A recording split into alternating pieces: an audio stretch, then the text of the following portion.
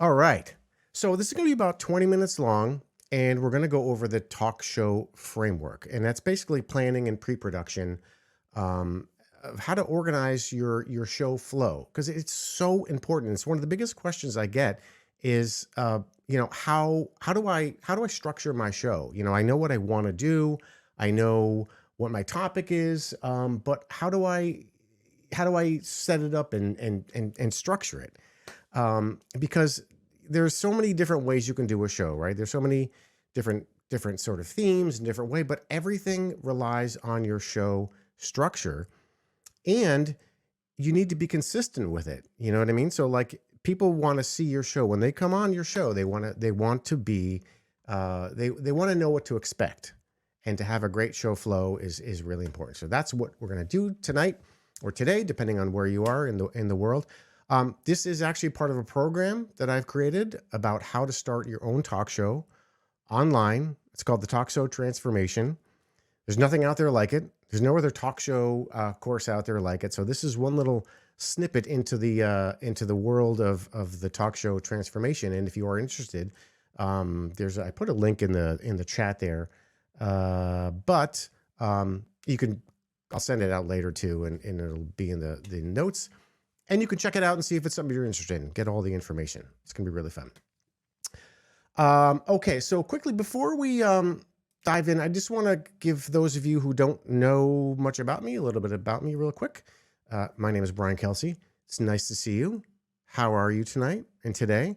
I have spent the last 30 years in the talk show and television and radio industry in and around here in New York City. I worked for Howard Stern for many years, very closely. I did all his stuff. I worked for Martha Stewart and was on her show, and Peter Max, all these different sort of media icons. And I was working for them, and my whole goal in life was to have a talk show.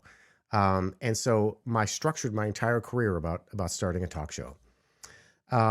So I had a couple of shows of my own that were, not talk shows, but it was fine. I learned a lot. And my goal is to sort of take all the mistakes I've made and, teach you guys and girls about, how to not make those mistakes and to sort of sidetrack, all of that. So I started a talk show finally myself 5 years ago called 10 Minutes With.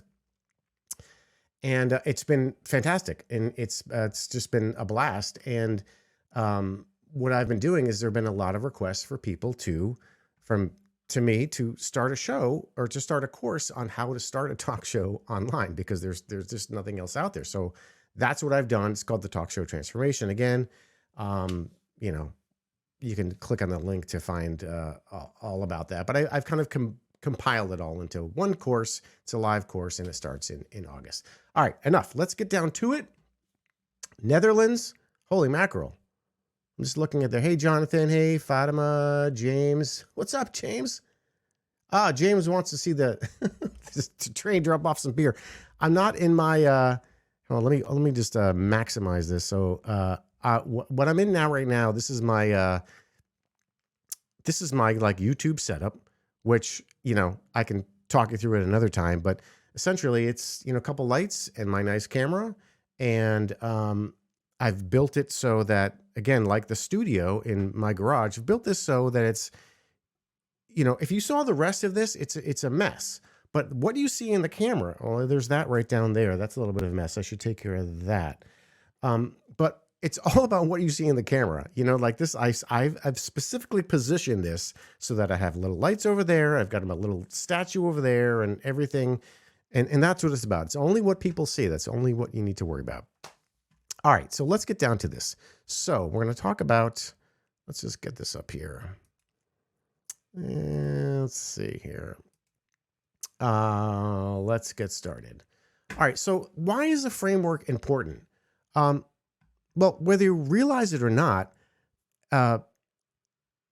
we all expect in any type of show, whether it be a talk show, a podcast, a movie, whatever, that there is a pulse, there's a heartbeat, there is a rhythm.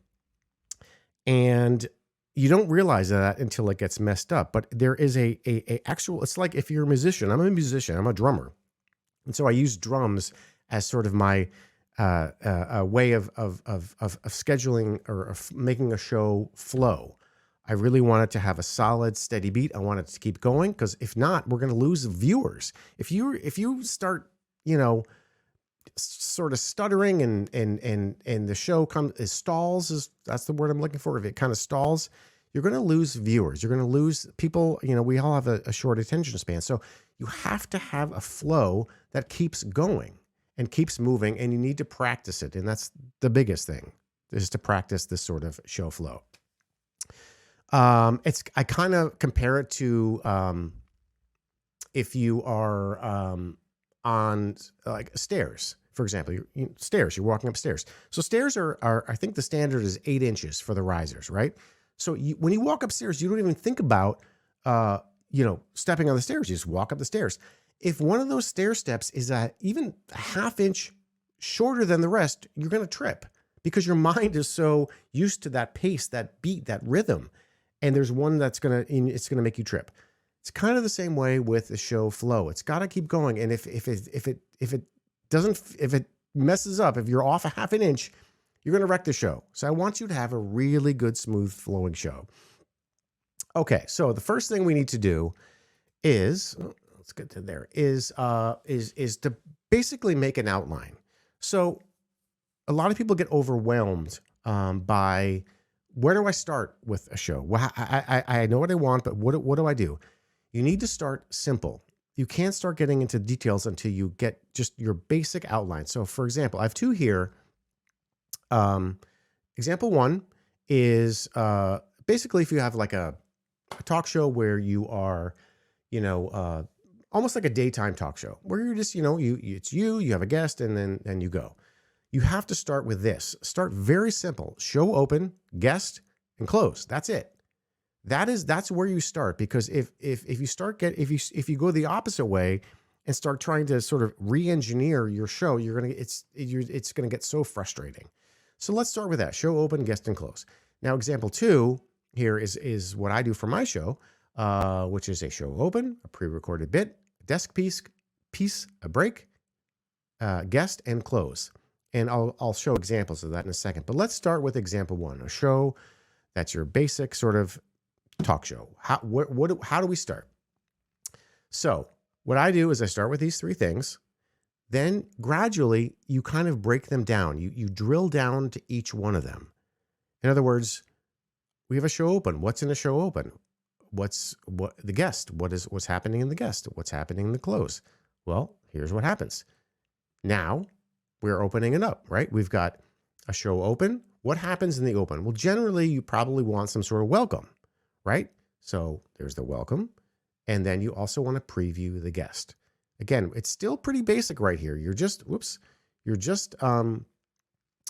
sort of just throwing it out there. We got the show open. We want to welcome the guest. We want to preview the guest. Then, of course, there is the guest. Now, in the guest, what do we want to hit? And this comes down to the questions that's part of the research that you'll do about your guest.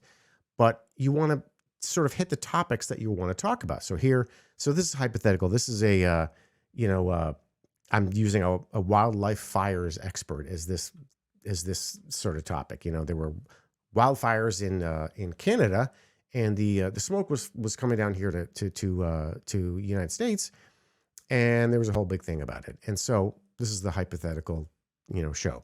So what do we want to hit in the guest? These are really important. You have to make sure that you have what you want to hit in the guest. Now, your interview may go off the rails and it may go off in a different direction. It's fine, but you need to be ready if your guest is not comfortable, which is a whole nother thing. You need to make your guest comfortable. But if they just answer the questions and whatever, like, you need to be ready to have your agenda. So your agenda is going to be, okay, I'm going to talk about fire prevention history, people in charge, and the future.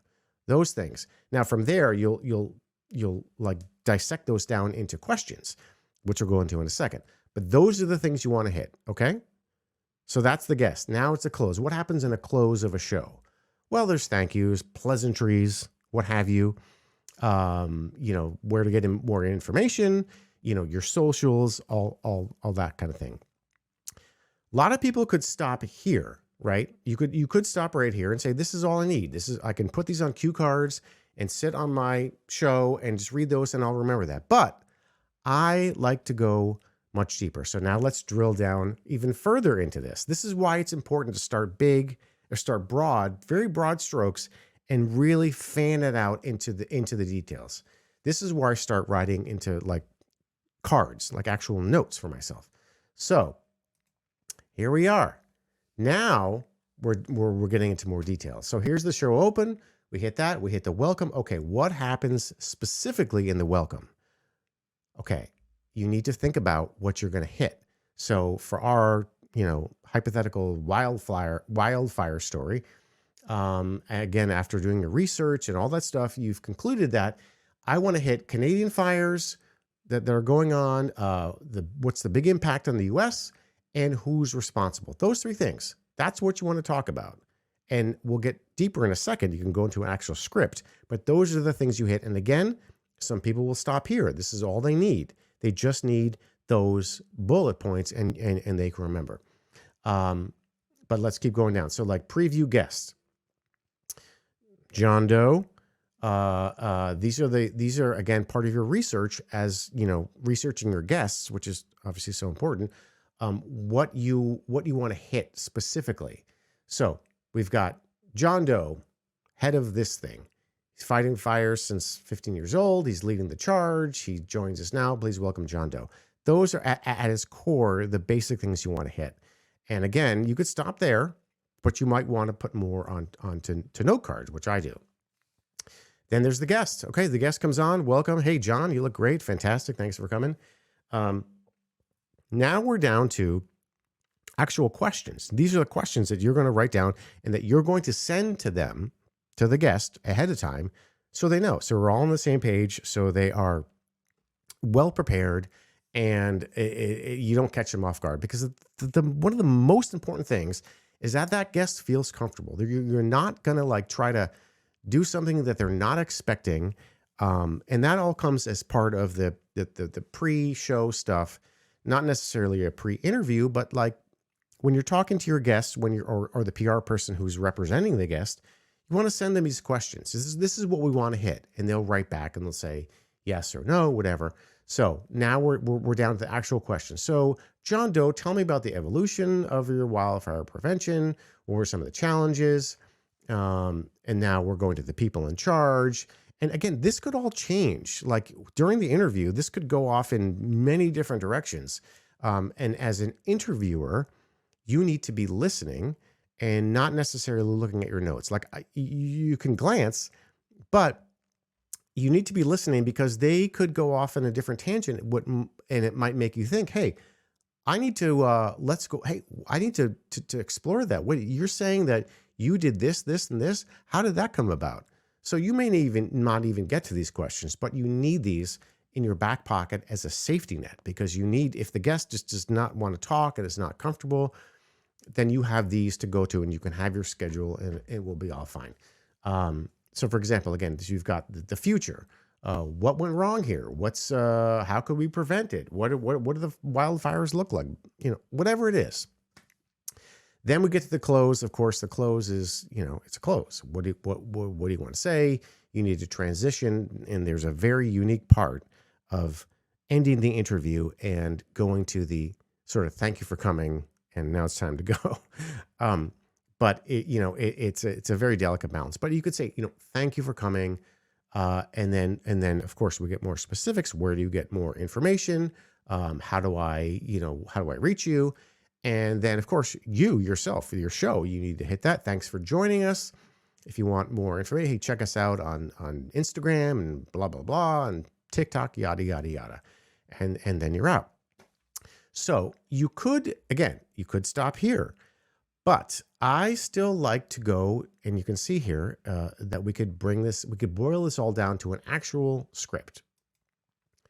And a script is really where you fine tune specifically what you want to say. Now, I'm all for a script, but you really need to practice it, because you cannot be reading. We don't want you to be reading, even if you have a teleprompter and it's literally with the script, you have to show your personality, because if you don't, you're not going to, it'll be very obvious, and you won't be standing out from anybody else, because what makes you different from everybody else is your personality. So you could send the same script to somebody else and they can read it. No, it's got to be part the way you say it. So that's why I don't necessarily like a teleprompter, but you can write yourself a script, but you need to practice it a lot. What I do for my show is I will literally write out, like, for example, here's a part of a script. So, the show opened, Canadian fires, big impact on the U.S. and who's responsible. So this is literally what I will write on note cards and practice and hopefully kind of memorize. Hi, welcome to the show. It's great to have you here. Boy, what a blah, blah, blah. Here on X, Y, and Z, it's, we like to bring you stories that matter most from the people that matter most. And one of the current stories that is affecting us is X, Y, and Z. But you'll see here how that I bolded certain things. And those bold letterings are what makes me remember to transition. So the stories that matter most from the people that matter most easily reminds me to say, one of the current stories that's affecting people is the wildfires, let's just say. And then it goes down to, it makes me wonder. Like, again, it's bolding these certain hits that remind you to go from this to this to this. And it's all part of practice. I sit down before my show hours before, and I have the outline. I have this with some notes, and I'll go through and I'll just sit there and I'll practice for at least an hour and go through the whole show and make notes to myself saying, hey, this is not flowing right. How do I get from this point to this point naturally without sounding, ridiculous? And so that's a very, very key component is to sort of practice and make sure you've got your flow, because it has to sound natural or it's not going to work. Okay. So, I know I was going to make this quick. We're already 20 minutes into this. Again, if you have any questions, shoot them in the chats. So what I wanted to do, I thought it'd be fun if we took an actual, where is it? My show here. So this is my show framework, and I stick to this, and it's very important to keep to this flow. Now, I didn't in the beginning. It took me a while, as it may take you a while, to sort of find your, what your sort of framework is. But in the end, over 5 years, I found that having a show open, a pre-recorded bit, a desk piece, a commercial break, a guest, and a close seems to work well. So that is my outline. So what do I do from here? So let's go. So what I've done is I've actually taken one of my shows, and you'll see I'm going to play it in a second. But I've cut it down, and I want to go through it. It's about 3 minutes long. It's not long, but you'll see it kind of where it goes from section to section and how I actually broke it down and what I said. And you'll kind of see me looking at notes, or I do have actually cue cards too to remind me of certain things. But let's sort of jump right into it. So we've got our open right here. So here we are. Whoops. Let's go to there. Hey, everybody. Welcome to the show. My name is Brian Kelsey. That, of course, is Pete Schifo. Pete, how about those doors? Okay.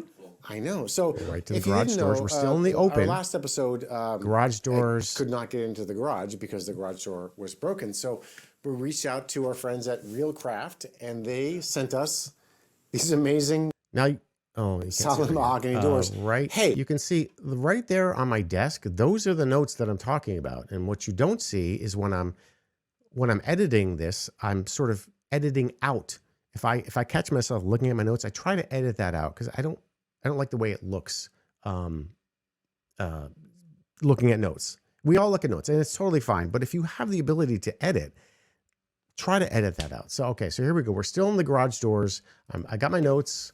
We have an amazing show. Sophie B. Hawkins. There's the guest tease. On the show tonight. Pete, can you believe it? I'm so excited. Plus, we've got, of course, our guest rejection letters. But first, Pete, I want to start off by... okay, now we're into our bit. I don't know, I think it was a year and a half ago. We had on a wonderful guest. Her name was Lita So you see in this pre-recorded bit that I'm trying to set up, there's different things I need to hit. There's a previous guest, and then there's the setup for the pre-recorded bit. Powell Drake, and an 83-year-old legend in the broadcasting industry. And she passed away, I think, 6 months ago or something like that.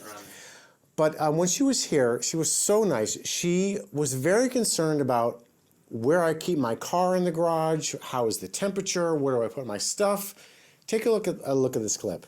But I wanted to know about your garage. Oh, this? 'Cause, I mean, aren't you cold? And where do you park your car? So people have asked me, like, where do I actually keep my stuff? That's an important thing, is how do you transition from these parts? You have to practice that. So that's where I said, okay, well, she mentioned, hey, where do you park your car in your garage? Where do you, so that is a very easy transition into the setup, into the bit, which you'll see here in a second.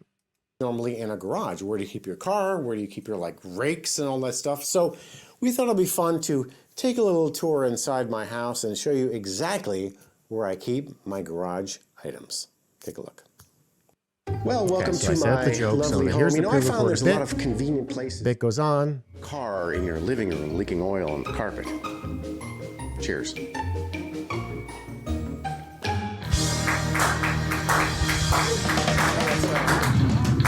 Okay, now we're into... So folks, occasionally, once in a blue moon, this is the desk piece for me. Again, this is everything in red is like my outline of my show. So we're just hitting this. So we're in the desk piece.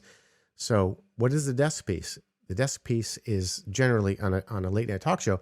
It's something you're sitting at your desk and it's a joke, or your top 10 list for David Letterman, whatever. Mine is I read rejection letters. So I read rejection letters from celebrities who, well, they're PR people who write me back and say, thanks, but no thanks. We're not interested in being on your show. So that's this. We get some letters back from celebrity guests who asked to be on the show, and they say, they politely decline. They say, no, thank you, and we understand that. But we like to read these letters on the air and celebrate that in a little segment we like to call Electronic Mail Rejection Letters. Electronic mail. Okay, so this starts. You spelled her name with a Y and not an I in her email. We'll take a quick break and be back with Sophie B. Hawkins. Okay, so now here's our break. Just a little commercial break. Pete, my guest today is, she burst onto the international music scene. Blah, blah, blah. She's in my driveway. Ladies and gentlemen, please welcome Sophie B. Hawkins.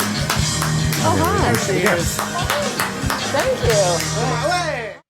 Now it's time to go. March 24th is the tour, the new album. Portsmouth. See, it's right there. Portsmouth, New Hampshire. I got it. And that's it.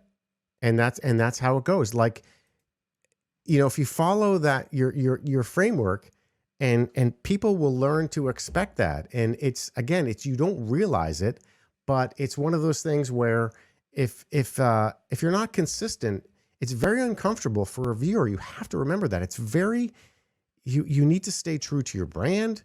Even if you're just starting, like, what is your brand? Right down to colors, to your show format.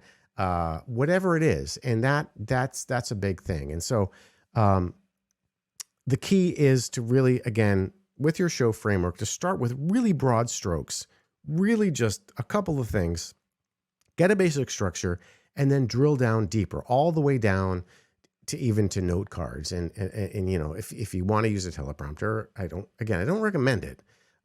But if you need cue cards or whatever it is to help you continue that flow, that's totally fine. But you need to start wide.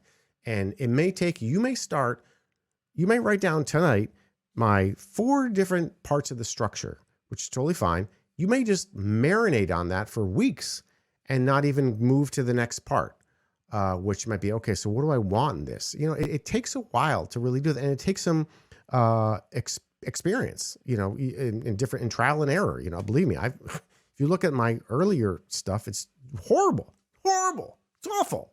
What was I thinking? But that's fine. That's how we grow. Okay. So do we have any questions? I don't see any questions. Hey, Cole, how are you? if you guys have and girls have any questions at all about the specifics of, framework, how you do it, please, reach out, email me. I think you have my email here.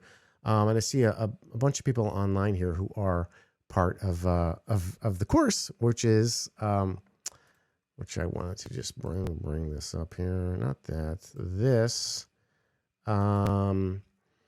So one of the things is like, if you had sort of a little moment where you're like, hey, this is kind of cool, want to dig deeper into this, you want to maybe start a talk show, I don't know, or any kind of show, even if it's actually, I shouldn't, who was I talking to? Was it Fatima? Was it you?